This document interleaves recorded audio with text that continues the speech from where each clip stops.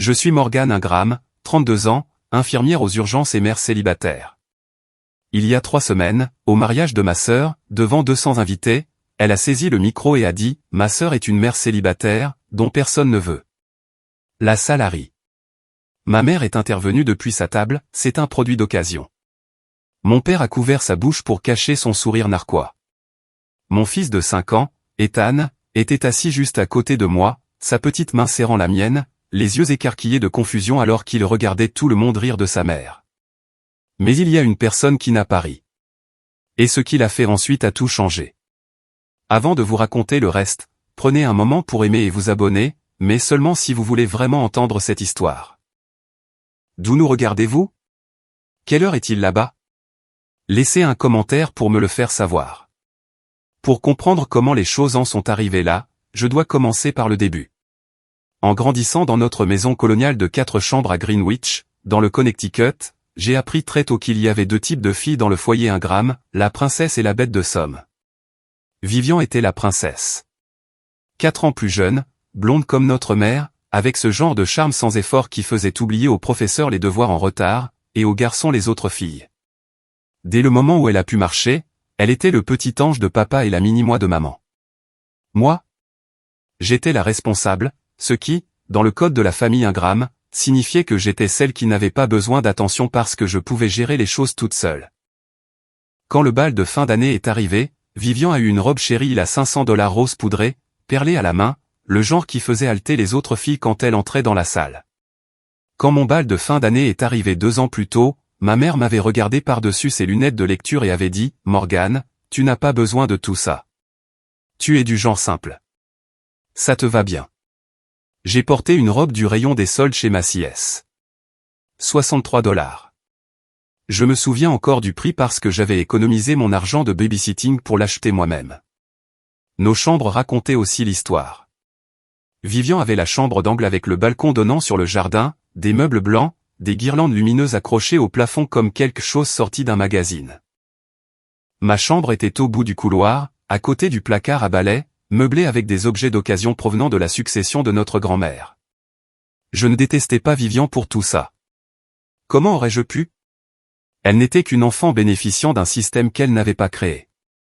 Mais je me demandais parfois tard le soir ce que j'avais fait de mal. Quel défaut fondamental existait en moi qui faisait que mes propres parents me traversaient du regard?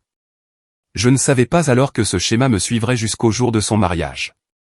J'ai rencontré Kevin à 24 ans, lors de ma 2e année comme infirmière aux urgences à Hartford General. Il était représentant commercial pharmaceutique. Charmant, confiant, le genre d'homme qui vous faisait sentir comme la seule personne dans une pièce bondée. Nous nous sommes mariés 1 an plus tard. Mes parents ont assisté au mariage, mais ont passé la majeure partie de la réception à parler du prochain stage de Vivian dans une prestigieuse agence de relations publiques à Manhattan. Elle ira loin, ne cessait de dire ma mère aux invités. Mes 2 filles s'en sortent bien, mais Vivian, elle est quelque chose de spécial. À ma propre réception de mariage. Le mariage s'est effondré plus vite que je n'aurais pu l'imaginer. Kevin avait un don pour me faire sentir petite, remettre en question mes choix, critiquer mon apparence, m'isoler de mes amis. Au moment où j'ai découvert qu'il couchait avec sa directrice régionale, j'étais enceinte de 7 mois et j'avais perdu la plus grande partie de mon estime de soi. Le divorce a été finalisé quand Ethan avait 14 mois. J'avais 27 ans, seul, travaillant de nuit pendant que mon fils dormait dans une garderie qui facturait à l'heure. La réaction de ma mère à la nouvelle? Un long soupir suivi de « J'ai toujours craint que tu ne saches pas comment garder un homme heureux. » Vivian ne laisserait jamais cela lui arriver. Mon père n'a rien dit. Il ne disait jamais rien. Vivian m'a envoyé un SMS une fois pendant toute l'épreuve. Ça craint, mais honnêtement, tu choisis toujours les mauvais gars. Et c'est peut-être la thérapie. Pas d'offre d'aide.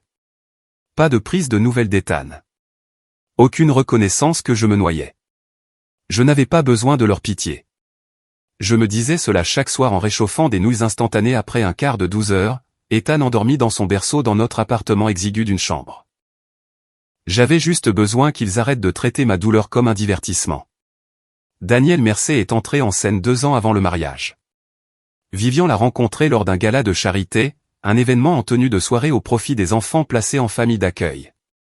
Il était avocat spécialisé dans les droits de l'enfant, le genre qui prenait des affaires bénévoles pour des familles qui ne pouvaient pas se permettre une représentation.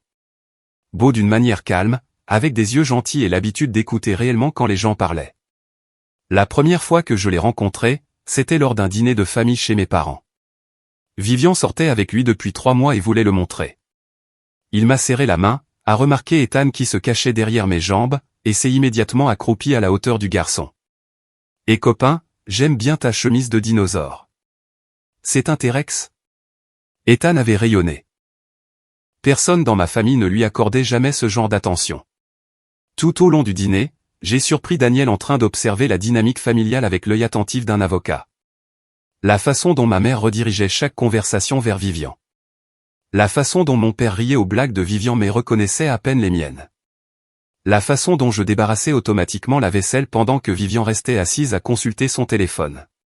Plus tard, alors que je chargeais ma voiture, Daniel est apparu à côté de moi. « Est-ce que ta famille te traite toujours comme ça ?» a-t-il demandé doucement. J'étais tellement surprise que j'ai failli laisser tomber le sac à langer d'Ethan. « Comme quoi ? » « Comme si tu étais invisible. » J'ai forcé un rire. « C'est juste comme ça qu'on est. Vivian est la star. Je suis le second rôle. » Il n'a pas ri, a juste hoché la tête lentement, quelque chose d'illisible dans son expression. « Tu es une bonne mère, » a-t-il dit. « Ethan a de la chance de t'avoir. » Puis il est retourné à l'intérieur. Je n'ai pas compris pourquoi ces mots m'ont fait piquer les yeux, ou pourquoi, pendant des semaines après, j'ai continué à rejouer cette brève conversation dans ma tête. L'invitation au mariage est arrivée dans une enveloppe crème avec une calligraphie dorée, si épaisse et chère qu'elle ressemblait plus à une convocation royale qu'à une invitation. Vivian Marie Ingram et Daniel James Mercer sollicitent le plaisir de votre compagnie. Le lieu était le Carlyle, un hôtel 5 étoiles à Manhattan avec une salle de bal qui avait accueilli des sénateurs, des célébrités, et au moins un membre mineur de la royauté européenne. 200 invités. Budget estimé, 150 000 $, entièrement financé par mes parents. Pour le contexte, quand je me suis marié, mes parents ont contribué exactement 2 000 $ et s'en sont plaints pendant des mois après. L'invitation est venue avec des conditions. Vivian m'a appelé 2 semaines avant le mariage. « Morgane, je dois discuter de certaines choses. » Bien sûr. Qu'est-ce qu'il y a ? Premièrement, s'il te plaît, porte quelque chose de discret. Pastel ou neutre seulement. Je ne veux pas que quelqu'un détourne l'attention de moi. J'avais prévu de porter une robe vert foncé pour laquelle j'avais économisé. D'accord, je peux faire ça. Deuxièmement, a-t-elle fait une pause ? Dois-tu vraiment amener Ethan ? Il a 5 ans. Il va probablement devenir difficile et gâcher la cérémonie. Vivian, je n'ai personne pour le garder. Kevin n'est pas dans le tableau. Et bon, m'a-t-elle coupé. Mais garde-le tranquille, et vous serez à une table au fond pour que tu puisses le sortir rapidement s'il fait une scène. Le matin du mariage, ma mère a appelé. Morgane, j'ai parlé avec le coordinateur de l'événement. Toi et le garçon êtes à la table 23 près de l'entrée de service. N'en fais pas toute une histoire. C'est la journée de Vivian et nous ne pouvons avoir aucune distraction. Distraction. C'est ce que mon fils de 5 ans était pour eux. J'aurais dû le voir alors. La mise en place, le positionnement, l'orchestration minutieuse de mon humiliation. Mais je ne l'ai pas fait. Je voulais juste survivre à la journée. La salle de bal du Carlyle était à couper le souffle. Des plafonds vertigineux dégoulinant de lustres en cristal, des roses blanches tombant en cascade de chaque surface. Un quatuor à cordes jouant du Vivaldi dans un coin. Le genre de mariage que l'on voit dans les magazines de mariés, le genre qui fait chuchoter les invités sur la chance que doit avoir le couple. Je portais une robe de cocktail gris tourterelle que j'avais trouvée en solde. Modeste, oubliable, exactement ce que Vivian avait exigé. Ethan était adorable dans son petit gilet bleu marine et son pantalon kaki, ses cheveux soigneusement peignés, serrant ma main alors que nous entrions dans la grandeur écrasante. « Maman, c'est si joli », a-t-il chuchoté, les yeux écarquillés. « Ça l'est, bébé. Trouvons notre table. » La table 23 était exactement là où ma mère l'avait promis. Nichée dans le coin le plus éloigné, à moitié cachée derrière un pilier, si proche des portes de la cuisine que je pouvais entendre le personnel de restauration crier les commandes. Les autres invités à notre table étaient des cousins éloignés que j'avais rencontrés peut-être 2 fois dans ma vie. Personne de ma famille immédiate n'est venu nous saluer. J'ai regardé mes parents faire leur grande entrée. Ma mère en Valentino champagne, mon père dans un costume Armani parfaitement taillé. Ils travaillaient la salle comme des politiciens étreignants, riant, acceptant les compliments sur leur belle-fille. Fille unique. Vivian a fait une entrée triomphale 30 minutes plus tard dans une robe Vera Wang qui coûtait probablement plus que mon loyer annuel. Elle était rayonnante, éclatante, chaque pouce la princesse qu'elle avait toujours été. Ses yeux m'ont trouvé à travers la pièce. Elle a souri, mais ce n'était pas chaleureux. C'était le sourire de quelqu'un qui a déjà gagné et qui veut que vous le sachiez. Sur son chemin vers la table d'honneur, elle s'est arrêtée à la nôtre. Morgane, tu es venue. Bien sûr que je suis venu. Tu es ma sœur. Elle a jeté un coup d'œil à Ethan, puis est revenue à moi. Rappelle-toi juste ce que j'ai dit sur le fait de le garder tranquille. Puis elle est partie, avalée par une foule d'admirateurs. J'ai surpris une notification clignoter sur le téléphone de ma mère, laissée négligemment sur une table voisine. Se souvenir du plan? Mon estomac s'est serré, mais je me suis dit que ce n'était rien. La cérémonie était magnifique. Vivian a pleuré délicatement, des larmes parfaites, alors qu'elle échangeait ses vœux avec Daniel. Mes parents rayonnaient depuis le premier rang. Les invités tamponnaient leurs yeux avec des mouchoirs monogrammés. Je me suis assise au fond, Ethan sur mes genoux, et j'ai essayé de ressentir autre chose que du vide. Pendant l'heure du cocktail, le photographe a rassemblé la famille pour des portraits. J'ai commencé à me lever, lissant ma robe, quand ma mère est apparue avec un sourire crispé. Juste la famille immédiate pour cette série, Morgane. Parent de la mariée. Je suis sa sœur. Nous faisons un plus petit regroupement d'abord. Tu comprends? Je comprenais. Je comprenais toujours. Ethan a tiré sur ma manche. Maman, pourquoi on ne peut pas être sur la photo? On prendra nos propres photos plus tard, chérie. Souris pour maman. J'ai levé mon téléphone et pris une photo de lui, essayant d'ignorer la brûlure derrière mes yeux. À la réception, j'ai regardé depuis notre table éloignée alors que des tantes et des oncles que je connaissais depuis toujours s'approchaient de la table d'honneur pour féliciter Vivian et Daniel. Pas un seul d'entre eux ne s'est arrêté pour me dire bonjour. Morgane, c'est toi? Tante Linda, la sœur de ma mère, s'est arrêtée sur son chemin vers le bar. Elle avait l'air mal à l'aise. Je t'ai presque pas vu ici au fond. Le plan de table est créatif, ai-je dit, forçant de la légèreté dans ma voix. Elle a jeté un coup d'œil vers la table d'honneur, puis est revenue à moi. Quelque chose comme de la culpabilité a vacillé sur son visage. Patricia a toujours eu ses préférences. Je suis désolé, chérie. Avant que je puisse répondre, elle était partie. J'ai remarqué Mike, l'ami de Daniel, installant son téléphone sur un petit trépied au bord de la piste de danse, orienté vers la scène. Probablement en train de diffuser en direct pour des proches qui ne pouvaient pas assister. Je n'y ai pas beaucoup pensé alors. Je n'avais aucune idée que ce téléphone deviendrait le témoin le plus important de ce qui s'est passé ensuite. Le cliquetis de l'argenterie contre le cristal a fait taire la salle. Le maître de cérémonie, un homme soigné en costume 3 pièces, s'est avancé vers le micro. Mesdames et messieurs, la mariée aimerait dire quelques mots. Des applaudissements ont parcouru la salle de bal alors que Vivian se levait de son siège, rayonnante sous la lueur d'une douzaine de projecteurs. Elle a pris le micro avec une aisance pratiquée, son bracelet Cartier accrochant la lumière. Merci à tous d'être ici, a-t-elle commencé, sa voix douce comme du miel. C'est le plus beau jour de ma vie, et je suis si reconnaissante de le partager avec tous ceux que j'aime. Elle a souri à Daniel, qui la regardait avec une expression que je ne pouvais pas tout à fait lire. D'abord, je veux remercier mes parents incroyables. Maman, papa, vous m'avez tout donné. Votre amour, votre soutien, votre confiance en moi. Je suis qui je suis grâce à vous. Ma mère a pressé une main sur son cœur, les larmes se formant déjà. Mon père a hoché la tête fièrement. Et je veux parler de la famille, a continué Vivian, son ton changeant légèrement. De ce que signifie vraiment la famille. Des leçons que j'ai apprises en regardant tout le monde. Ses yeux ont balayé la salle et se sont posés sur moi. La chaleur dans son expression s'est refroidie. Surtout ma sœur. Ethan s'est redressé à côté de moi. Maman, tante Vive parle de toi. Je sais, bébé. Chut. Mais quelque chose dans le sourire de Vivian m'a glacé le sang. Ce n'était pas de l'affection. Ce n'était pas de la gratitude. C'était de l'anticipation. Morgane, pourrais-tu te lever? A appelé Vivian, sa voix amplifiée rebondissant sur les lustres. Je veux que tout le monde te voie. 200 visages se sont tournés vers notre coin de table. Mes jambes semblaient remplies de béton, mais je me suis levé.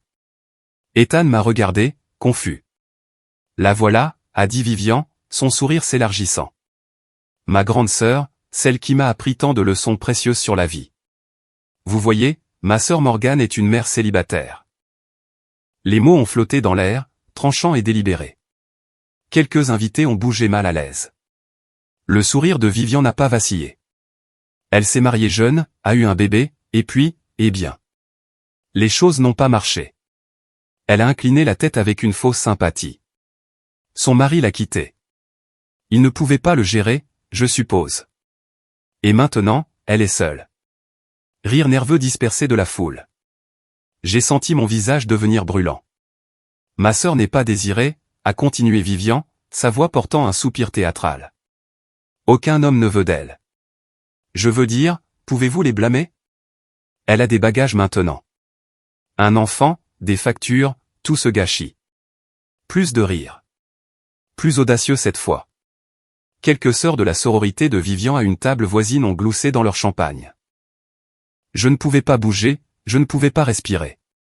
Puis, de la table d'honneur, la voix de ma mère a retenti claire comme une cloche. C'est un produit d'occasion. La salle a éclaté. 200 personnes riant.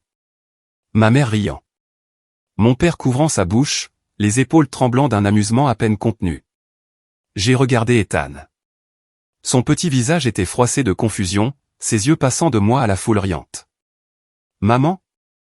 Sa voix était minuscule, effrayée. Pourquoi tout le monde rit de toi? Je ne pouvais pas répondre. Ma gorge s'était complètement fermée. J'ai vu les notes dans la main de Vivian dactylographiées, préparées, répétées. Ce n'était pas une blague spontanée. C'était planifié, scénarisé, une attaque coordonnée déguisée en discours de mariage. Mais vous savez quoi, disait Vivian, surfant sur la vague de rire. Morgane m'a appris une leçon précieuse. Elle m'a montré exactement ce qu'il ne faut pas faire de ma vie. Alors vraiment, je devrais la remercier. Elle a levé sa coupe de champagne vers moi. À Morgane, mon histoire d'avertissement. Les invités ont levé leurs verres. Certains riaient encore. D'autres semblaient mal à l'aise mais ne disaient rien. Et mon fils de 5 ans regardait sa mère devenir une chute de blagues. Vivian n'avait pas fini. Vous savez, en grandissant, tout le monde demandait toujours pourquoi Morgane et moi étions si différentes. Elle a posé son champagne, arpentant la scène comme une artiste, trouvant son rythme. Mêmes parents, même maison, mêmes opportunités. Mais Vivian a réussi, et Morgane. Eh bien. Elle a fait un geste vague dans ma direction. Je me sentais mal à propos de ça. Pauvre Morgane, toujours en difficulté. Pauvre Morgane, ne peut pas garder un homme. Pauvre Morgane, coincée dans ce triste petit appartement avec sa triste petite vie. Ma mère hochait la tête, tamponnant ses yeux, mais ce n'était pas des larmes de sympathie. C'était des larmes de rire. Mais ensuite j'ai réalisé, a continué Vivian, certaines personnes sont juste destinées à être des avertissements, pas des exemples. Et ma sœur. Elle est le meilleur avertissement que je puisse demander. Applaudissements. De vrais applaudissements. J'ai senti la main d'Ethan se serrer autour de la mienne. Tout son corps tremblait. Maman, je veux partir, a-t-il chuchoté, sa voix se brisant. Je sais, bébé. Je sais. Mais mes jambes ne voulaient pas bouger. J'étais figé, cloué sous le poids de 200 regards jugeants, le rire cruel de ma mère, le silence complice de mon père. C'était le fond du gouffre. Je pensais que c'était le point le plus bas. J'avais tort. Vivian a levé son verre à nouveau. Honnêtement, maman a raison. Morgane est un produit d'occasion, de la marchandise endommagée. Mais, elle a haussé les épaules avec une innocence théâtrale, au moins elle est là pour voir comment une vraie histoire à succès se termine. Le rire a enflé. Et puis un mouvement à la table d'honneur. Daniel a repoussé sa chaise. Sa mâchoire était serrée. Ses yeux fixés sur la petite forme tremblante d'Ethan pressée contre mon flanc. Pendant un moment, j'ai pensé qu'il partait, quittant son propre mariage. Au lieu de cela, il a marché directement vers la scène, vers Vivian, vers le micro. Le rire affaibli, puis est mort. Personne ne savait ce qui allait se passer, y compris moi. Daniel s'est déplacé avec détermination, ses chaussures Oxford cirées claquant contre le sol en marbre dans le silence soudain. Le quatuor à cordes avait arrêté de jouer. Les invités se sont figés au milieu d'une gorgée, au milieu d'un rire, au milieu d'un murmure. Le sourire confiant de Vivian a vacillé. « Daniel, bébé, qu'est-ce que tu » Il n'a pas répondu. Il ne l'a même pas regardé. Ses yeux étaient verrouillés sur notre table, sur Ethan. Mon fils avait enfoui son visage contre ma hanche, ses petites épaules secouées de sanglots silencieux. Il ne comprenait pas pourquoi tout le monde riait de sa maman. Il savait juste que ça faisait mal. Daniel a vu ça, et quelque chose dans son expression s'est durci en acier. Il a atteint la scène en s'y enjambait. Vivian tenait toujours le micro, son sourire figé dans la confusion. « Daniel, assieds-toi. » Je n'ai pas fini mon... Il a pris le micro de sa main. Pas arraché, pas saisi, juste calmement, fermement retiré de sa prise, comme on confisque un objet dangereux à un enfant. « Daniel ?» La voix de Vivian est montée dans les aigus, alarmée. « Qu'est-ce que tu fais ?» La salle de bal était devenue complètement silencieuse. 200 personnes retenant leur souffle. J'ai vu ma mère se lever à moitié de son siège, son visage passant par la confusion, la colère et la peur. Daniel a porté le micro à ses lèvres. « Je m'excuse pour l'interruption », a-t-il dit, sa voix stable et claire. « Mais il y a quelque chose que je dois dire. » Il s'est tourné pour me regarder. Me regarder vraiment. Pas à travers moi, pas au-delà de moi, mais directement moi. Puis il s'est retourné pour faire face à la foule. J'ai passé 2 ans à regarder comment cette famille traite Morgane Ingram. 2 ans de dîner où elle est ignorée. 2 ans de vacances où elle est exclue. 2 ans à la regarder être traitée comme moins que rien par les personnes qui sont censées l'aimer. Vivian a attrapé son bras. « Daniel, arrête. Tu m'embarrasses. » Il s'est éloigné de son contact. « Non, Vivian, tu as fait ça toi-même. » La voix de Daniel a porté à travers la salle de bal silencieuse, stable comme une plaidoirie finale au tribunal. Je suis un avocat des droits de l'enfant. J'ai consacré ma carrière à protéger les enfants des traumatismes familiaux, des environnements qui les endommagent, des adultes qui devraient savoir mieux faire. Il a pointé vers notre table, vers Ethan, toujours pressé contre ma jambe, tremblant toujours. Ce petit garçon a 5 ans. 5. Et tu viens de lui faire regarder 200 adultes rire de sa mère. Tu l'as appelé indésirable. Tu l'as appelé marchandise endommagée. Tu l'as appelé un produit d'occasion. Sa voix s'est brisée avec une fureur à peine contenue. Point devant son enfant. Silence. Un silence absolu, résonnant. Le visage de ma mère était devenu pâle. Mon père fixait son assiette. J'ai passé toute ma vie à lutter contre exactement ce genre de cruauté, a continué Daniel. Et je ne veux pas, je ne peux pas, devenir partie d'une famille qui l'inflige. Il s'est tourné vers Vivian. Elle était figée, son maquillage parfait soudainement criard sous les lumières crues, sa façade soigneusement élaborée s'effondrant en temps réel. « Daniel, s'il te plaît » a-t-elle chuchoté, le micro captant chaque mot. « Tu réagis de manière excessive. C'était juste une blague. » « Une blague ?» Son rire était creux. « Tu as planifié ça. Tu as répété ça. Tu as transformé la douleur de ta propre sœur en divertissement. » Il a reculé d'elle, créant un gouffre visible entre eux. « Je ne peux pas t'épouser, Vivian. Je ne le ferai pas. » Le halètement collectif de 200 invités était audible. Et une dernière chose. Les yeux de Daniel ont trouvé le téléphone de Mike, enregistrant toujours sur son trépied. Mon cousin Mike diffuse en direct cette réception pour les membres de la famille en Californie qui ne pouvaient pas assister. Environ 50 personnes ont été témoins exactement de quel genre de famille j'ai failli épouser. Il a posé le micro sur la scène avec un bruit sourd. « Je suis désolé pour la perturbation de votre soirée », a-t-il dit aux invités stupéfaits. Le bar est toujours ouvert. Profitez-en.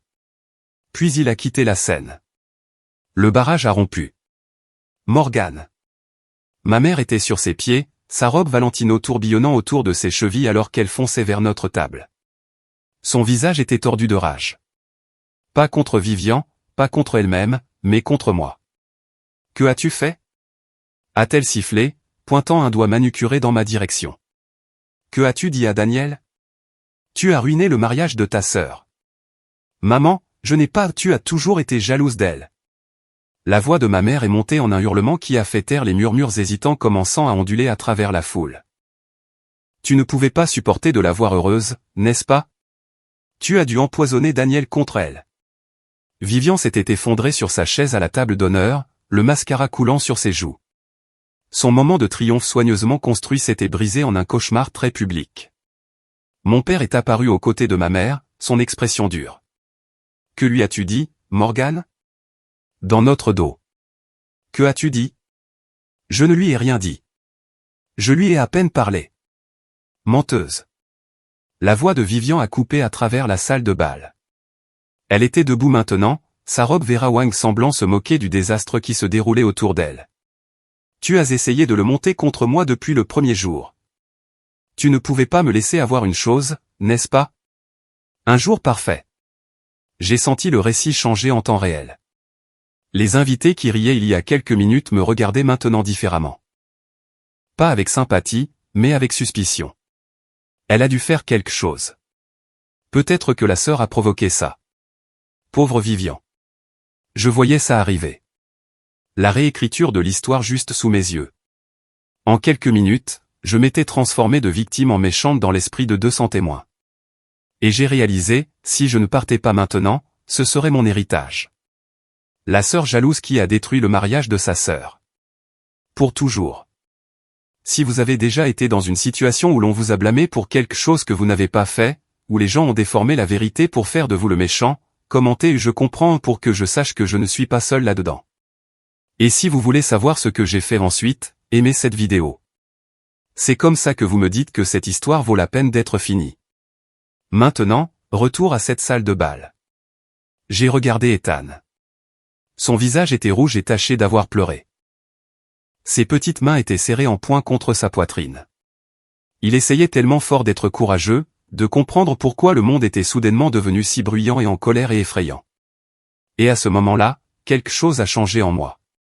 Pendant 32 ans, j'avais été celle qui restait silencieuse. Celle qui maintenait la paix. Celle qui absorbait chaque affront, chaque insulte, chaque moment d'être négligée. Parce que riposter ne valait pas le drame. Mais ce n'était plus à propos de moi. C'était à propos de mon fils regardant sa mère être mise en pièces et ne faisant rien. Je me suis levé. Pas de façon dramatique, pas avec défi, je me suis juste levé. J'ai lissé ma robe grise, soulevé Ethan dans mes bras. Je n'ai rien dit à Daniel, ai-je dit, ma voix calme et claire. Je n'en avais pas besoin. Il a des yeux. Il vous a regardé me traiter comme une ordure pendant 2 ans, et ce soir il a finalement décidé qu'il ne pouvait pas vivre avec ça.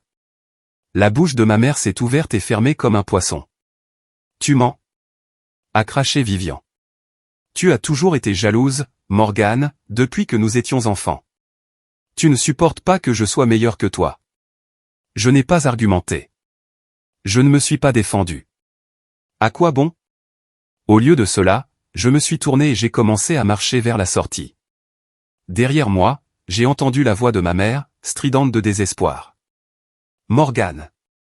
Tu reviens ici et tu t'excuses auprès de ta sœur tout de suite.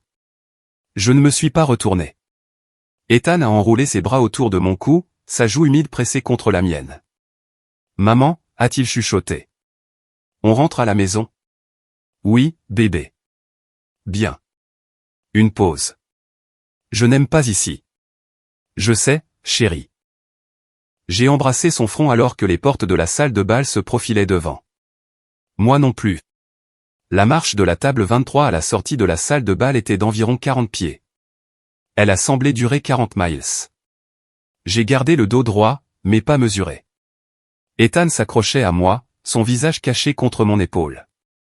Autour de nous, 200 invités étaient assis dans un silence stupéfait, regardant le drame se dérouler comme une performance de théâtre en direct qu'ils n'avaient pas payé pour voir.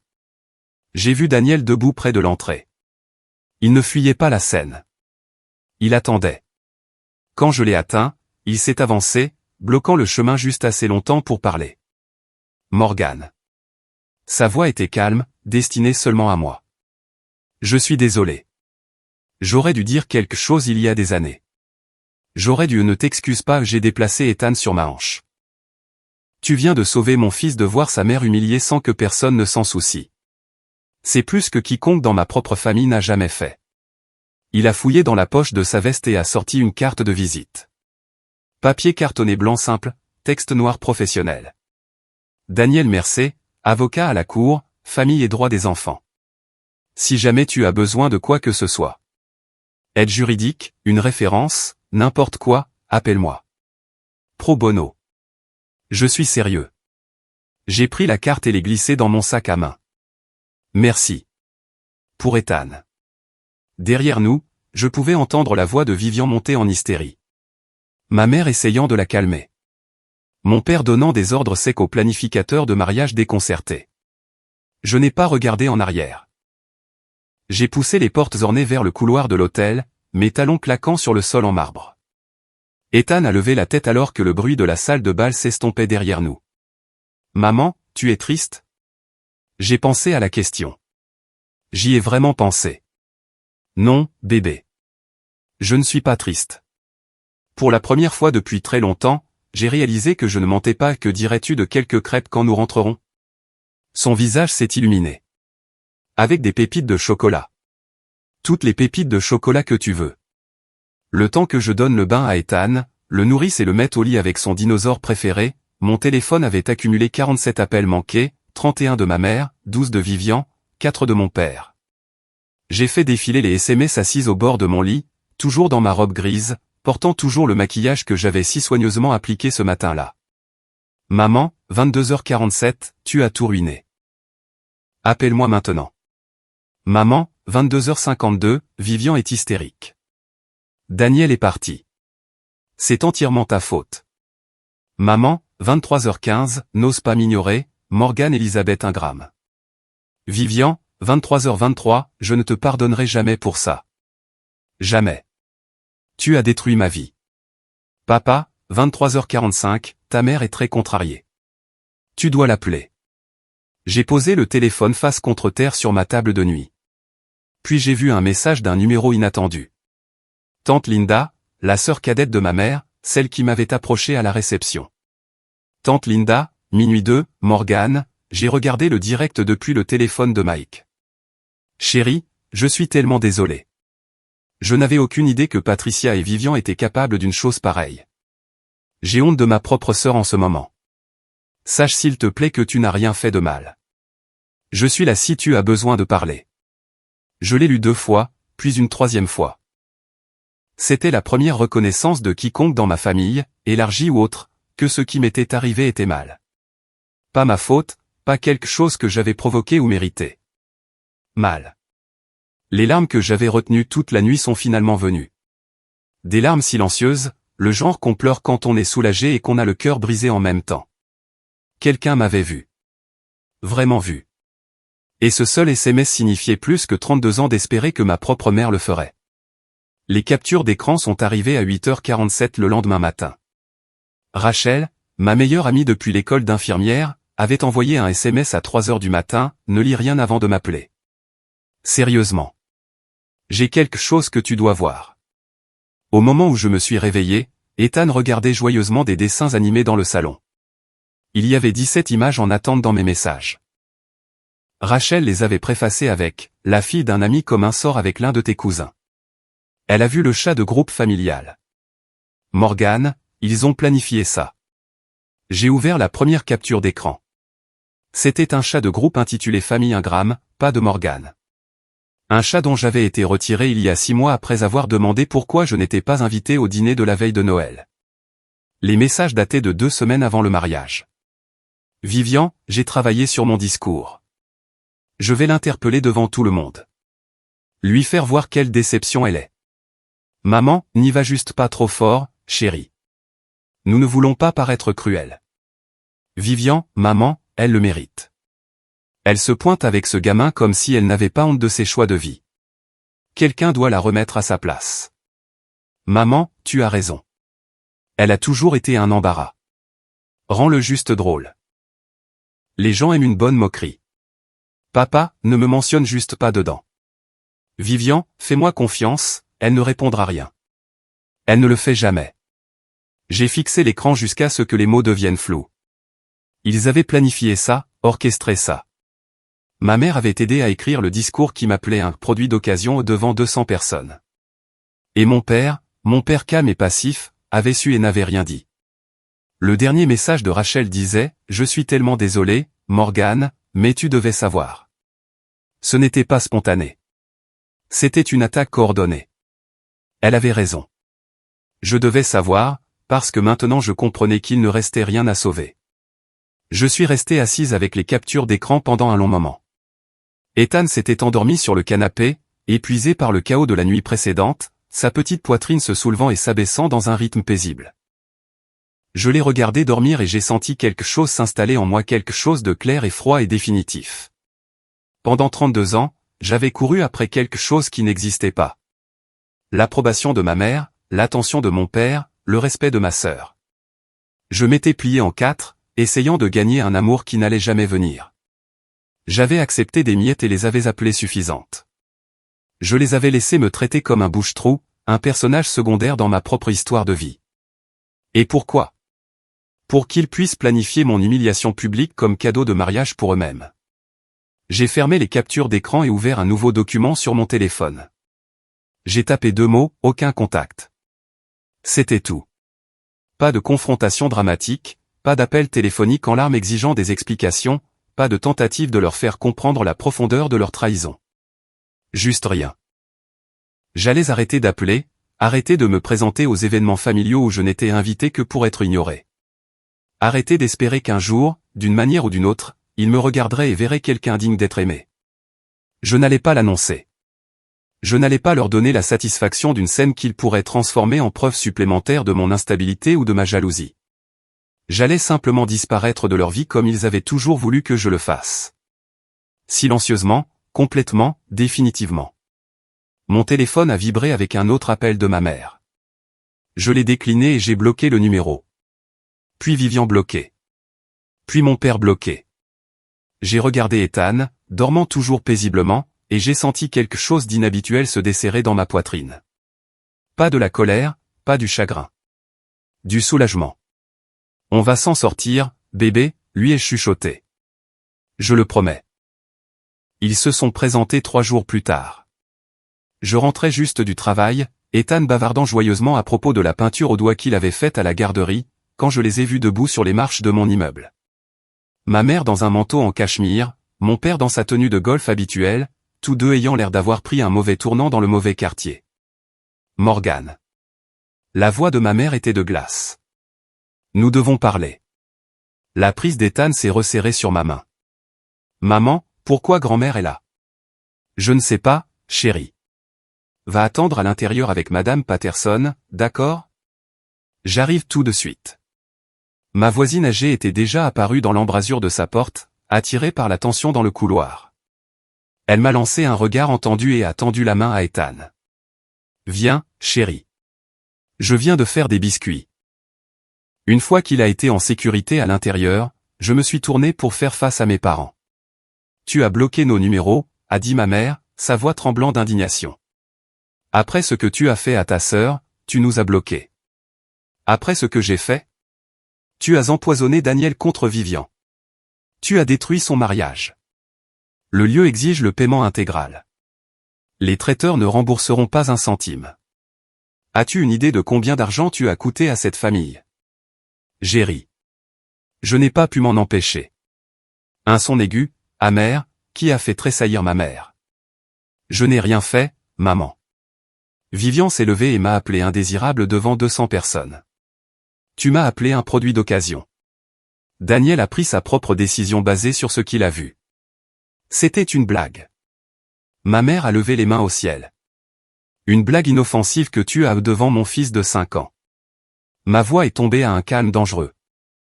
Tu m'as humilié devant Ethan. Il m'a demandé pourquoi tout le monde riait de sa maman. Pour la première fois, quelque chose a vacillé dans les yeux de ma mère. quelque chose ressemblant presque à de la culpabilité, mais cela a disparu aussi vite que c'était venu. Vivian est dévastée, a insisté ma mère, sa voix s'adoucissant en ce qu'elle pensait probablement être une préoccupation maternelle.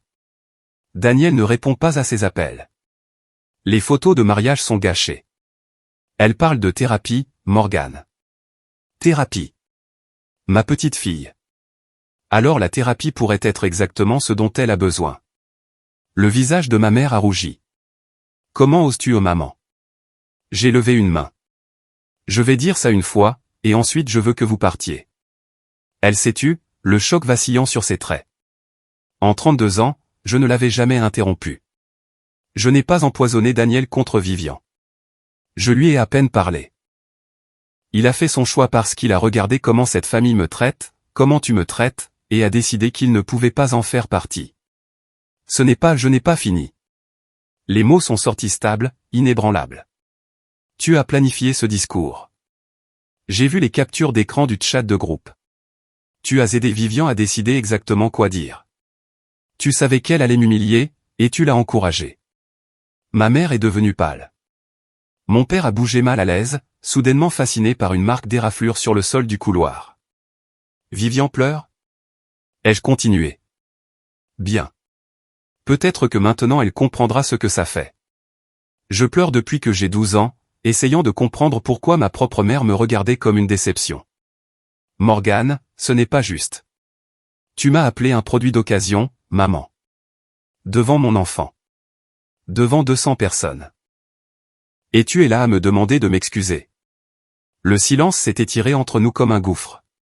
Je t'aime, ai-je dit doucement. J'ai passé toute ma vie à t'aimer et à espérer que tu m'aimerais en retour. Mais je ne peux plus faire ça. Je n'élèverai pas Ethan dans un environnement où il apprend que l'abus est acceptable s'il vient de la famille. J'ai fait un pas vers ma porte. S'il vous plaît, partez. Si vous avez déjà eu à fixer une limite avec quelqu'un que vous aimiez, même quand cela vous brisait le cœur, commentez les limites pour que je sache que vous comprenez. Et si vous voulez entendre ce qui s'est passé ensuite, continuez à regarder parce que ce que je vais vous dire prouve quelque chose d'important, parfois, s'éloigner est la chose la plus puissante que vous puissiez faire. Laissez-moi vous ramener dans ce couloir. Le visage de ma mère est passé par une douzaine d'émotions en 3 secondes: incrédulité, rage, blessure, calcul avant d'atterrir sur son arme de choix, les larmes. Morgane, sa voix s'est brisée artistiquement. Tu vas regretter ça. Quand je serai parti un jour, tu souhaiteras avoir été une meilleure fille. La culpabilisation. Du classique Patricia Ingram. Il y a 1 an, cela aurait fonctionné. Il y a 6 mois, cela m'aurait fait m'excuser. Même il y a 1 semaine, j'aurais pu hésiter. Mais c'était avant qu'elle ne rie de sa propre fille se faisant traiter de sans valeur.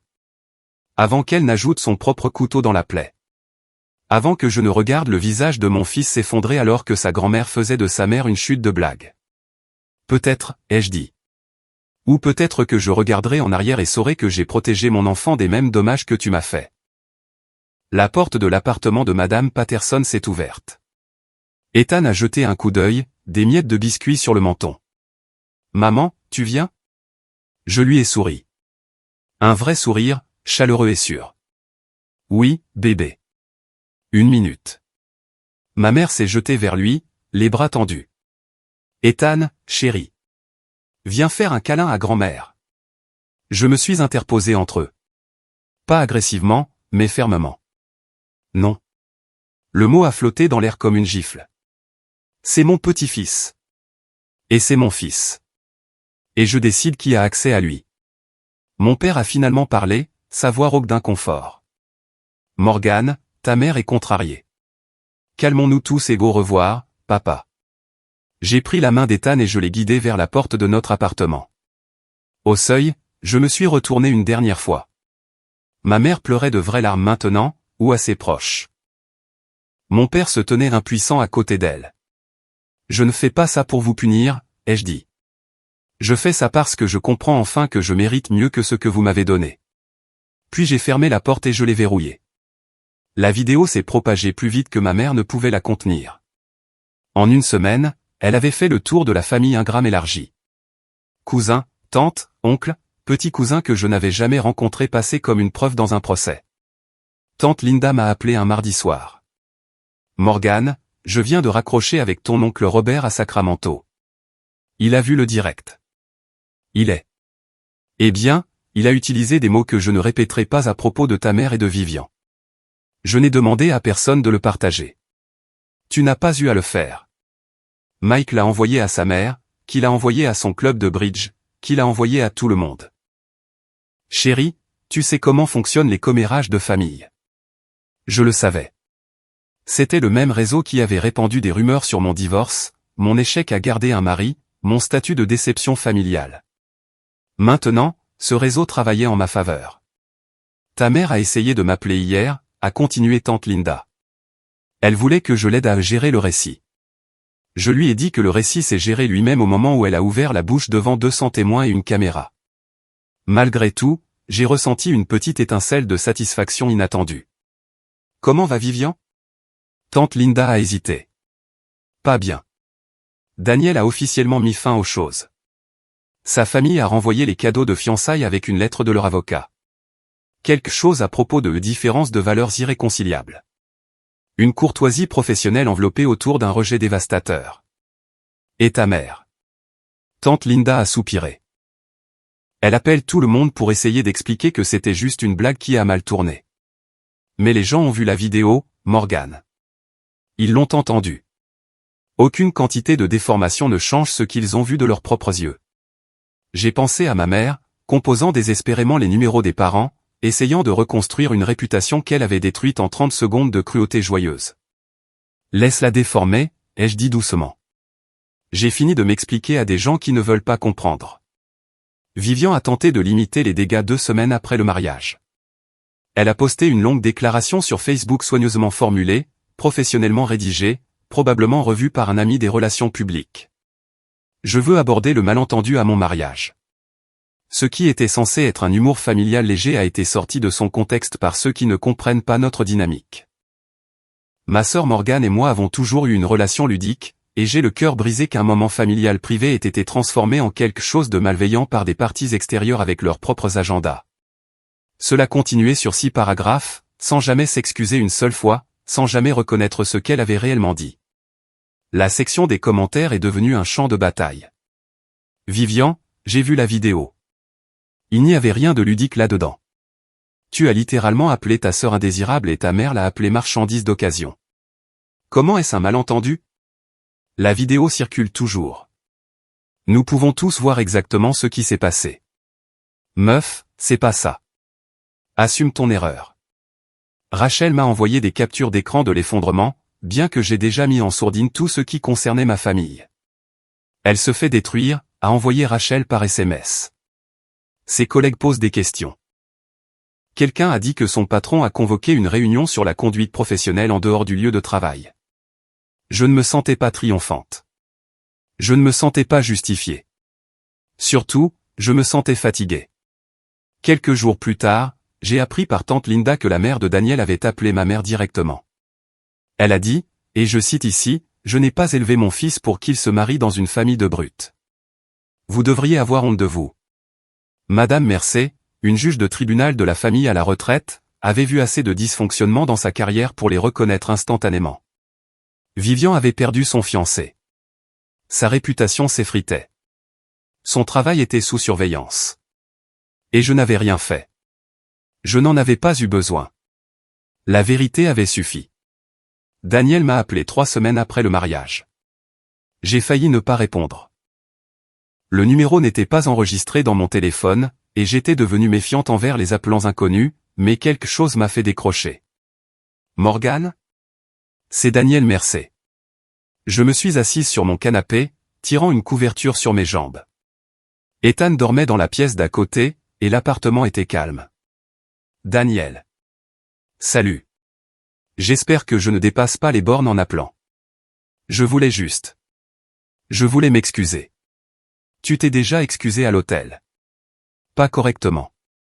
Il a expiré, et j'ai entendu l'épuisement dans sa voix. J'ai regardé ta famille te traiter comme de la merde pendant 2 ans. 2 ans, Morgane. Et je me suis dit que ce n'était pas à moi de dire quoi que ce soit. Que Vivian grandirait, qu'ils étaient juste difficiles. Tu ne savais pas à quel point c'était grave. J'en savais assez. Sa voix s'est durcie d'auto-récrimination. Je suis un avocat des droits de l'enfant. J'ai bâti ma carrière sur la reconnaissance des dynamiques familiales toxiques. Et je suis resté là et j'ai laissé faire parce que j'étais amoureux de quelqu'un qui ne méritait pas cet amour. Je ne savais pas quoi répondre à ça. La crudité de sa confession m'a laissé sans voix. Cette nuit-là, a-t-il continué, quand j'ai vu le visage d'Ethan. Dieu, Morgan, ce petit garçon regardant sa mère être détruite pour le divertissement. Je ne pouvais plus rester silencieux. Tu n'es pas juste resté silencieux. Tu as mis fin à ton propre mariage. C'était la bonne chose à faire. La seule chose. Il a fait une pause. Je pensais ce que j'ai dit à propos de l'aide juridique. Si jamais tu as besoin d'aide pour des questions de garde, ou si ta famille essaie de te harceler n'importe quoi j'aiderai. Sans condition, sans frais. Pourquoi? Parce que ton fils mérite d'avoir quelqu'un dans son coin. Et toi aussi. J'ai senti les larmes piquer mes yeux, mais ce n'étaient pas des larmes tristes. Merci, Daniel. Pour tout. 6 mois ont passé. C'est étrange comme la vie se reconstruit quand on retire les gens qui ne cessaient de la détruire. J'ai reçu une promotion au travail, infirmière chef principale, département des urgences. Ma superviseure m'a appelé dans son bureau un mardi quelconque et a dit, Morgan, tes scores de satisfaction des patients sont les plus élevés de l'unité. Tu es calme sous la pression, tu es compatissante, et tu es exactement le genre de leader dont nous avons besoin. Félicitations. J'ai pleuré dans les toilettes après. Des larmes de joie, le genre qui vous surprend quand vous commencez enfin à croire que vous pourriez valoir quelque chose. Ethan a commencé la maternelle en septembre. Il s'est fait des amis rapidement, un petit garçon bavard nommé Oliver et une fille calme nommée Sophie qui partageaient son obsession pour les dinosaures. Son professeur a envoyé une note à la maison après le premier mois, Ethan est une joie à avoir en classe. Il est gentil, curieux, et toujours prêt à aider les autres.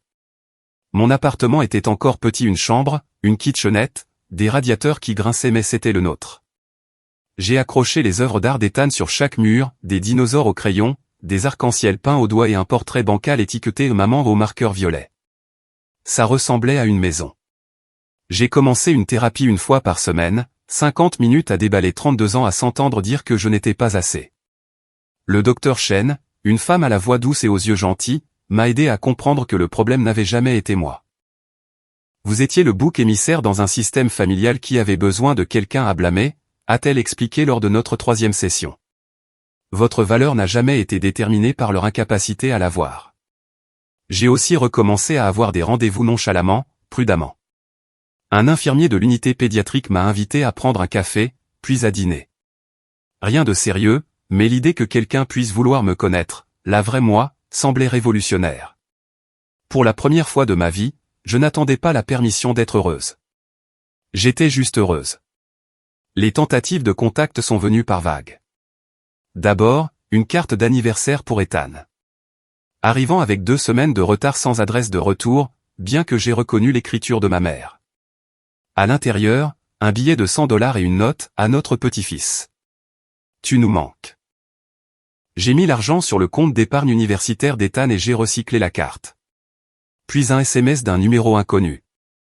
Vivian, utilisant le téléphone d'un ami, Morgan, nous devons parler. J'ai beaucoup réfléchi. Appelle-moi. Je n'ai pas appelé. Quelques semaines plus tard, un message vocal de ma mère. Sa voix posée dans ce ton particulier de victimisation blessée qu'elle avait perfectionné au fil des décennies. Morgan, cela a assez duré. La famille, c'est la famille. Tu ne peux pas simplement nous couper pour toujours. Je suis ta mère. Ne mérite-je pas une chance de m'expliquer? Je l'ai supprimé sans finir. Le plus dur est venu de mon père. Il s'est présenté à mon travail, quelque chose qu'il n'avait jamais fait en 8 ans que j'étais infirmière. Je l'ai trouvé attendant dans le hall, l'air mal à l'aise et pas à sa place parmi les familles inquiètes et l'équipement qui bipait. 5 minutes, a-t-il dit quand je me suis approché. S'il te plaît.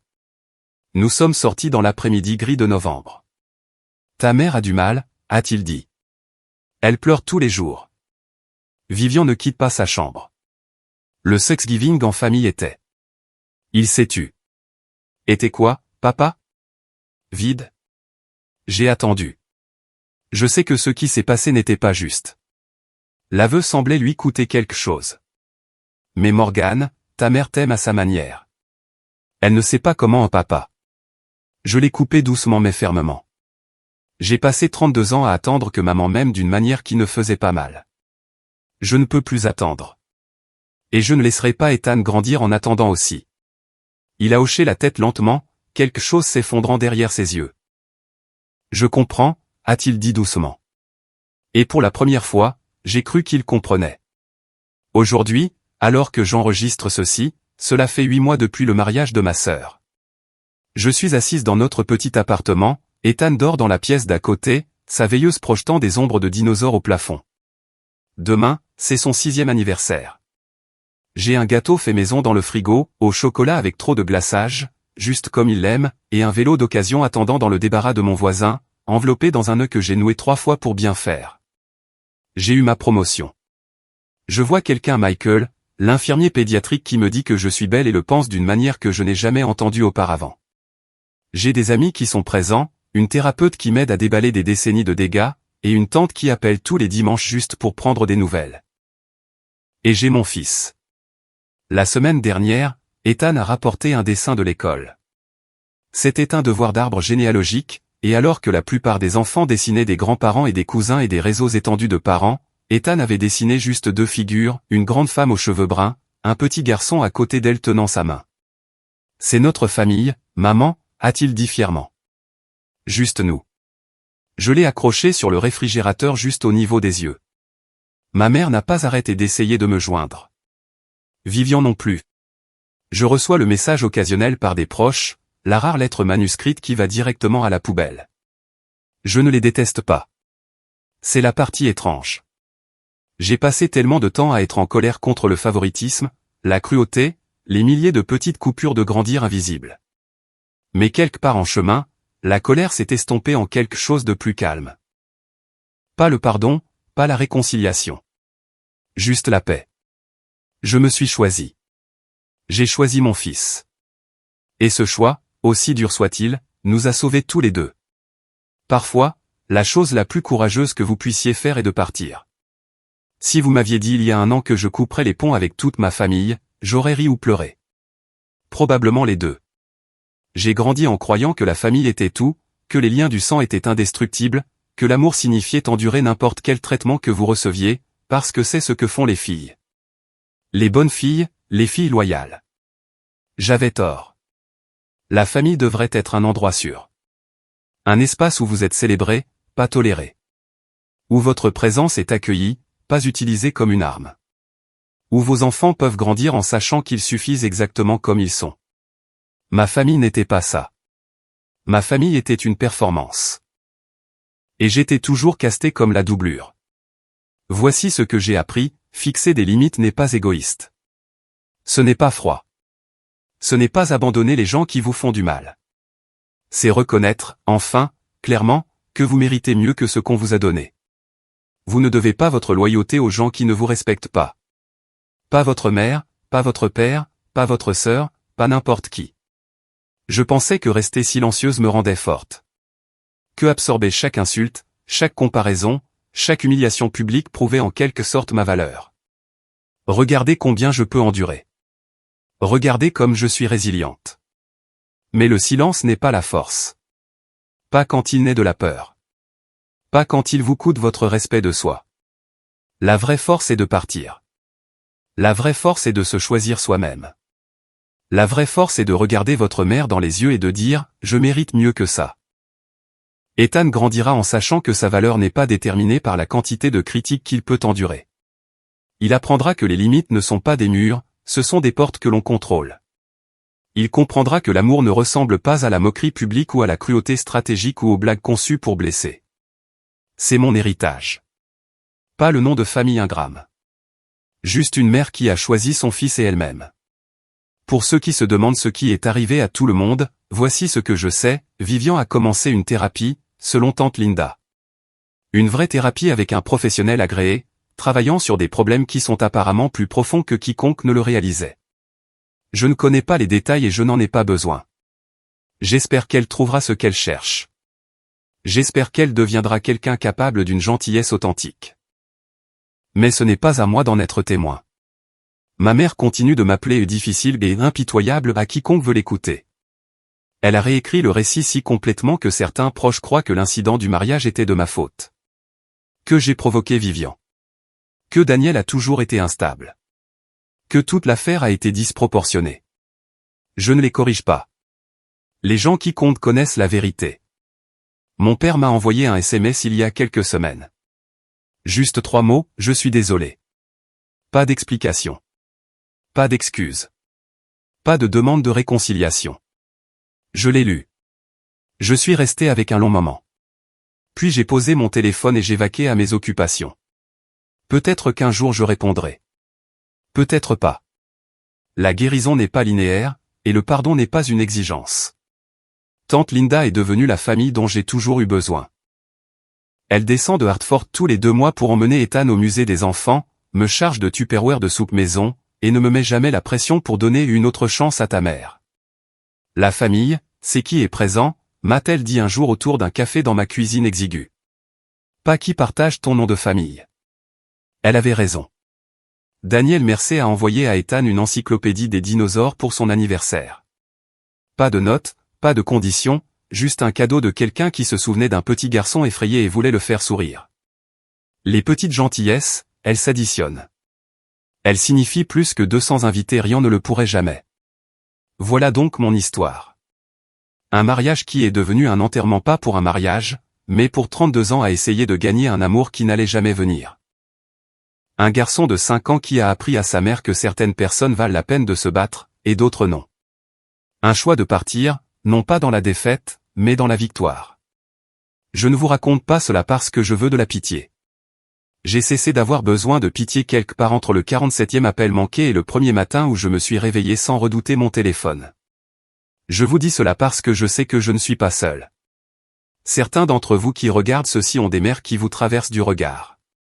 Des sœurs qui rivalisent au lieu de célébrer. Des pères qui restent silencieux quand ils devraient parler. Des réunions de famille qui ressemblent à des champs de mines. Certains d'entre vous sont déjà partis. Certains d'entre vous essaient encore de comprendre comment faire. Et certains d'entre vous espèrent encore, comme je l'ai fait si longtemps, que si vous essayez juste plus fort, aimez mieux, vous faites plus petit. Finalement ils verront votre valeur. Ils ne le feront pas. Pas parce que vous n'êtes pas digne, mais parce qu'ils ne peuvent pas. Et ce n'est pas votre échec à réparer. Merci d'avoir écouté mon histoire. Si elle a résonné en vous, si vous avez déjà eu à fixer des limites avec quelqu'un que vous aimiez, avez déjà eu à vous choisir vous-même plutôt que les attentes familiales, vous êtes déjà demandé si vous étiez assez fort pour partir, s'il vous plaît abonnez-vous et appuyez sur cette cloche de notification. J'ai plus d'histoires à raconter, et je pense que certaines d'entre elles pourraient vous aider aussi. Consultez la description pour une autre vidéo sur la fixation de limites avec des membres de la famille toxique. Et si vous êtes à l'aise, laissez un commentaire. Avez-vous déjà dû couper les ponts avec quelqu'un pour votre propre paix? J'aimerais entendre vos histoires aussi. Vous n'êtes pas seul là-dedans. Aucun de nous ne l'est.